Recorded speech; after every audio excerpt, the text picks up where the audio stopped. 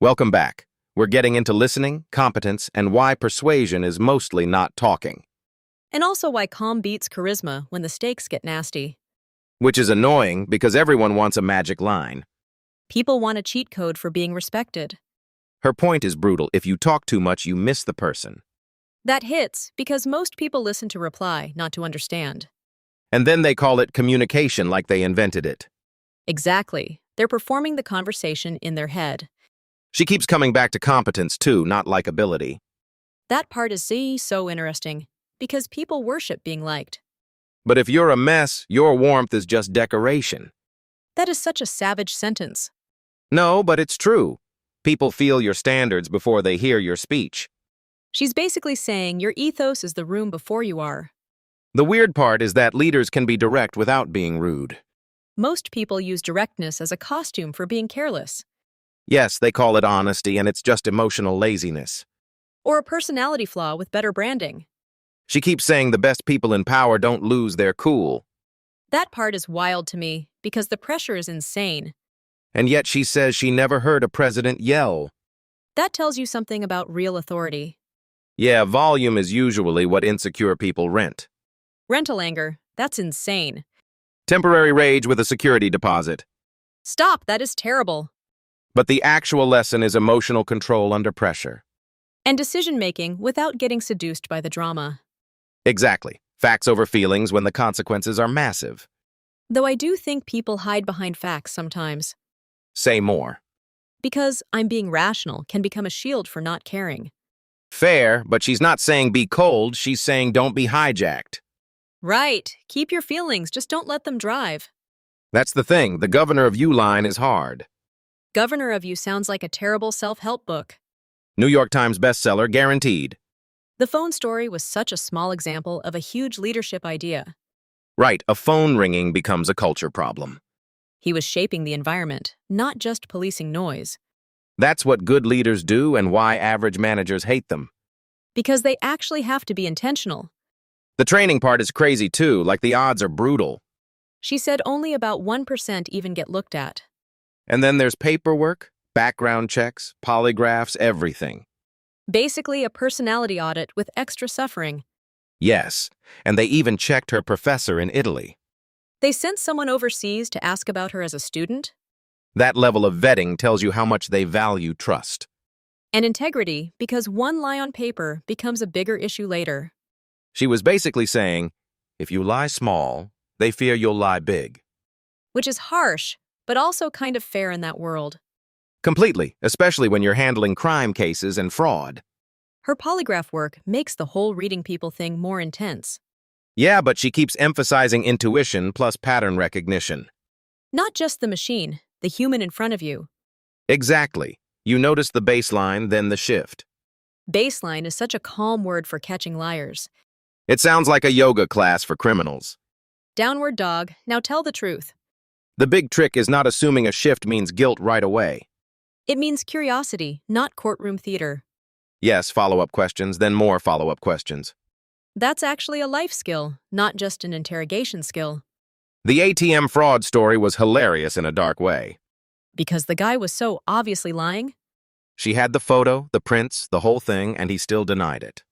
Some people would rather get arrested than lose an argument. He showed up wearing the same hat. That's cinema. That is actually unbelievable behavior. But it shows how denial can become a strategy, even when it's ridiculous. And she noticed the over-cooperativeness first, which is so good.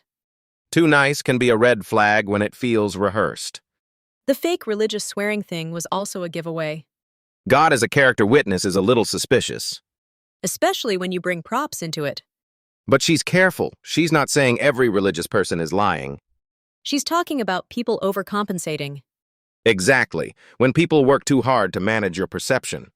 Which brings us to eye contact, because that section was huge.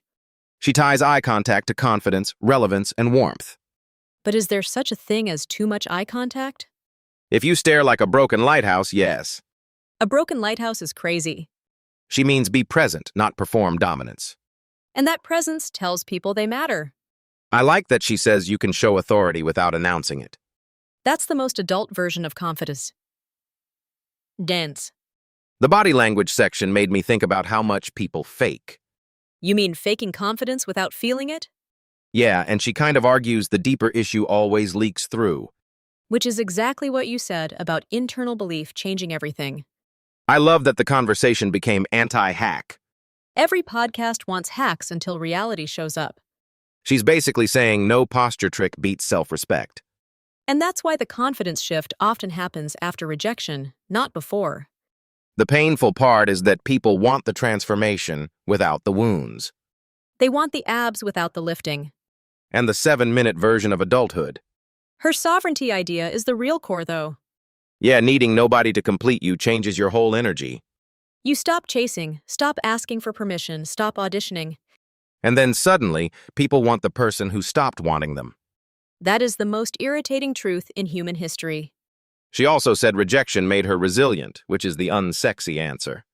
Unsexy answers are usually the real ones. I liked the part about how some people around her thought the job was silly. Because they measured success by money, and her path didn't fit that. That's such a family and culture pressure thing. And she had enough self-trust to ignore it. That's the common thread. Self-trust first, external approval second. Or external approval never, if you can help it. That part is impossible for humans, but aspirational. We are all tiny approval goblins.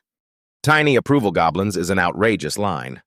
But she's right that becoming steady changes what you attract. And that connects to the part about her husband being sovereign, too. Yeah, when both people are steady, nobody has to shrink. That feels like the opposite of anxious relationships. The opposite of performative everything, honestly. And then she goes into raising her daughter with boundaries around media. No phone, no working television, total control over input. Which is so intense, but also kind of logical now. Especially when she's seen how content shapes adults. We act like the internet is neutral, and it absolutely is not. She's basically treating the mind like nutrition. Exactly, what you feed it matters as much as what you eat. That's a very clean philosophy. This episode really circled back to one thing. Who you are on the inside leaks everywhere. And if you want to persuade people, you start by becoming worth trusting. Which is much less sexy than a pickup line. But infinitely more useful. All right, we'll leave it there for today. We're back next episode with more on power, reading people, and control. Episode 3 gets into what happens when competence meets real pressure. Welcome back. This one gets into listening, leadership, and why people trust calm more than charisma. And it gets very real on the persuasion side, because Abby keeps saying talk less. Which is brutal for half the internet, honestly. The internet would rather perform than listen. That part hit me because she's not saying be nice, she's saying be accurate. Exactly. And she keeps separating warmth from competence, like they are not the same thing. Which is interesting because most people think likability is the whole game. She's basically saying competence buys you room, and respect keeps you there. That is a much harsher formula than just being charming at people. Charm is cheap when the email sucks. She really did say the email just sucks, fix it and move on. And that is leadership, because if people feel stupid around you, they stop telling you the truth. That distinction matters a lot, like correcting the work without crushing the person. Yes, because warmth is not softness, it is psychological safety. But you still need edge or everyone just drifts. Totally. She was basically doing the warm knife thing. Warm knife is insane, but somehow correct. She keeps saying, I appreciate you, and then she tells you to redo everything. The most dangerous manager in the building. But that is the secret, because then criticism is not an identity attack. Right. It becomes a process problem instead of a dignity problem.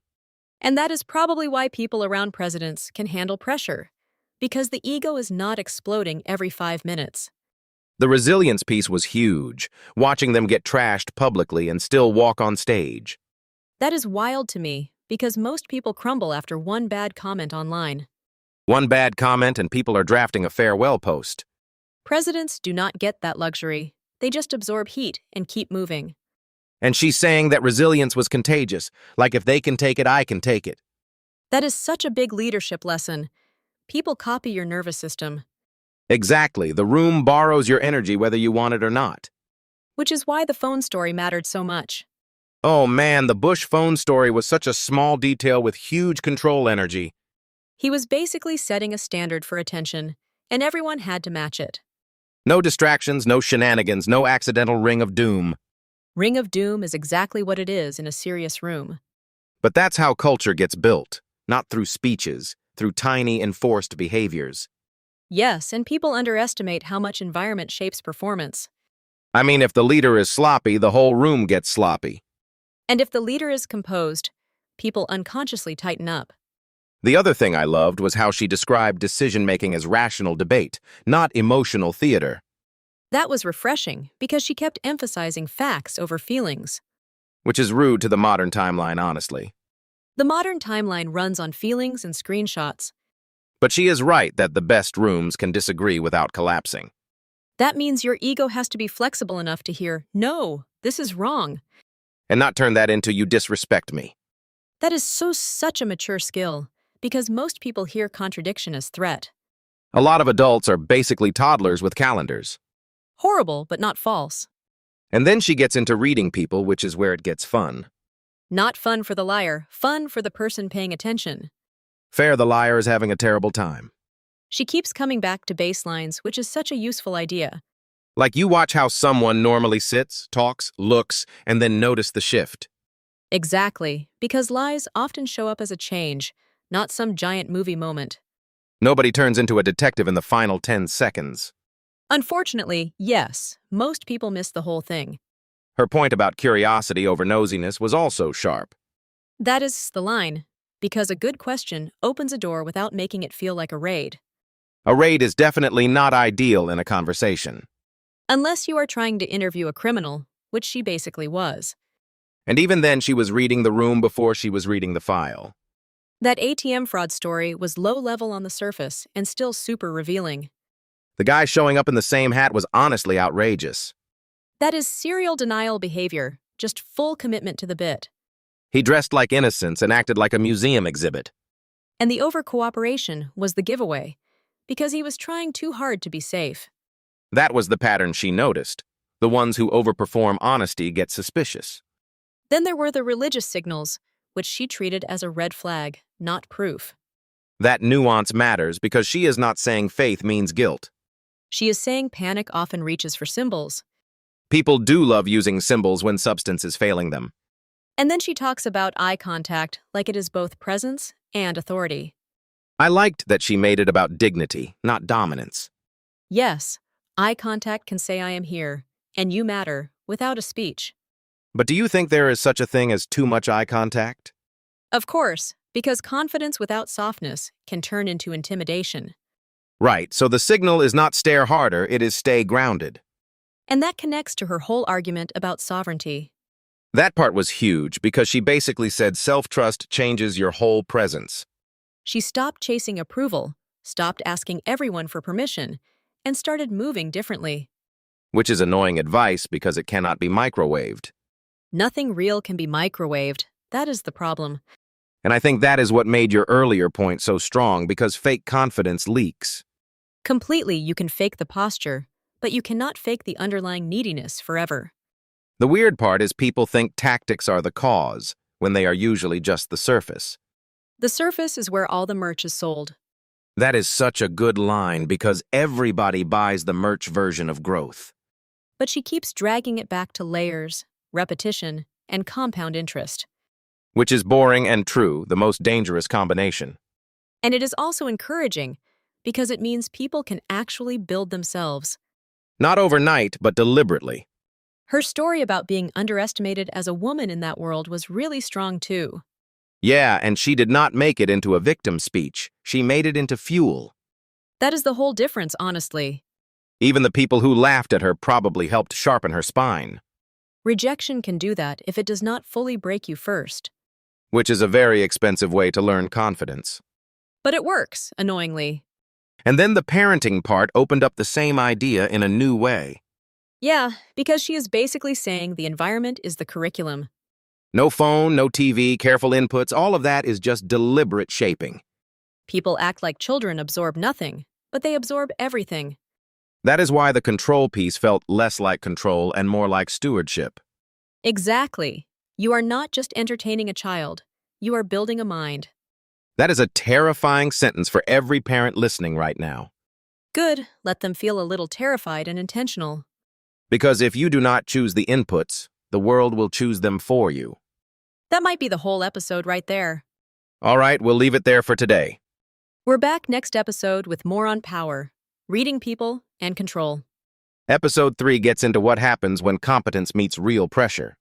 And when the room stops being theoretical and starts pushing back. Welcome back. This one is about listening, control, and why competence is louder than charm. And also why people keep trying to talk their way into power and just embarrass themselves. That is such a brutal way to say it, but yes.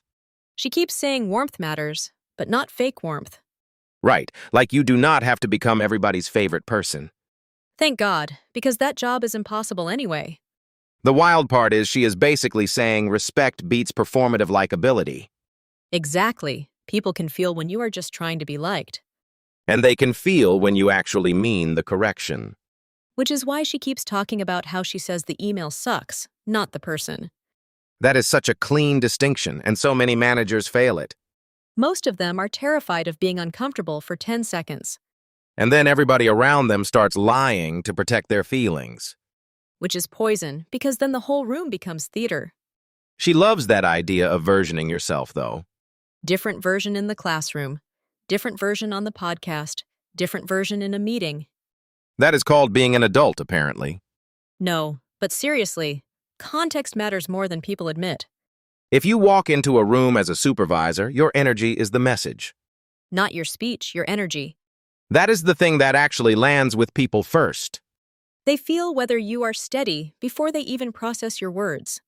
And she keeps coming back to that resilience lesson from being around presidents.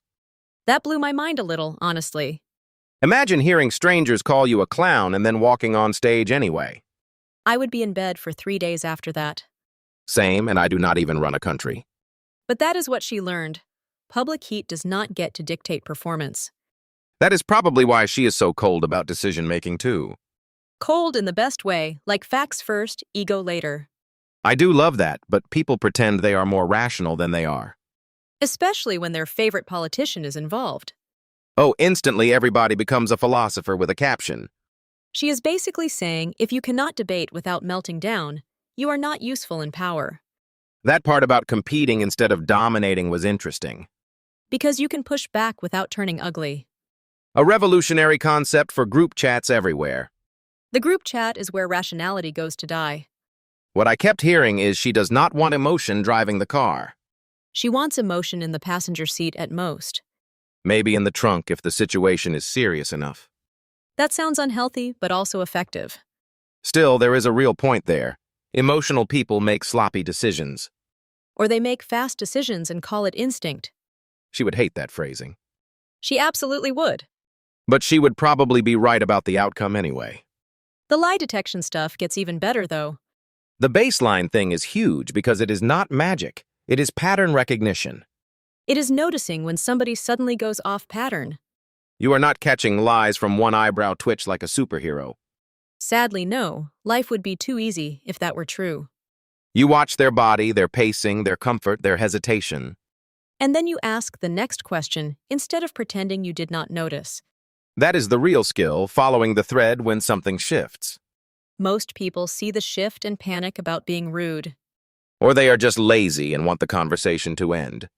Also that, yes. The fraud story was such a good example because the guy was too cooperative.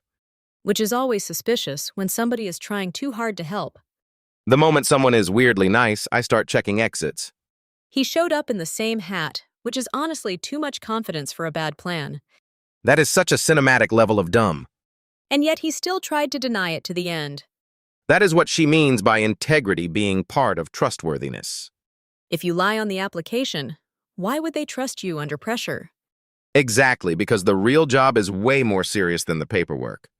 And they spend a fortune training you, so the filtering gets brutal. 1% of applications is insane, by the way. That is basically not an application process. That is a gauntlet. And she still says she got through partly because she did not know enough to be scared.